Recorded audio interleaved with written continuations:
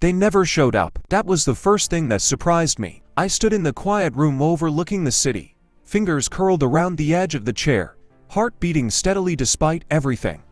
Morning light filtered through the glass walls, warm and unassuming like this was any ordinary day. But it wasn't. Today was the day I chose myself out loud. Rowan stood across the room, adjusting the cuff of his jacket. He looked calm, but I knew him well enough now to see the tension beneath the surface, the watchfulness, the readiness. He caught my gaze and softened instantly, walking toward me. "They won't interrupt this," he said. "Are you sure?" I asked. "Yes," he replied without hesitation. "Because they try." My breath caught. And they failed." He didn't elaborate, and I didn't ask.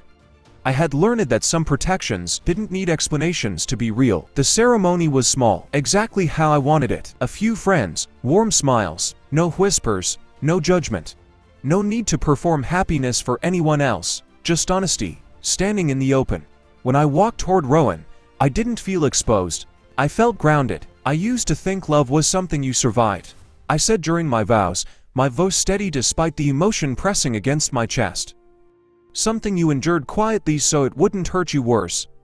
But with you, I learned that love can be a place you stand without fear." Rowan's eyes shone, but his voice never wavered. "I didn't save you," he said. "You saved yourself. I only promised to stand where you chose to be." When we said "I do," the room didn't erupt, it breathed. And for the first time in my life, so did I. The fallout came later. Not loudly. Not publicly. Just conclusively. The proof they'd threatened us with never reached the world. Not because Rowan silenced it, but because when it surfaced, it exposed them more than me. Half-truths collapsed under scrutiny. Motives became visible. The crown name once so charred and untouchable lost its shine quietly.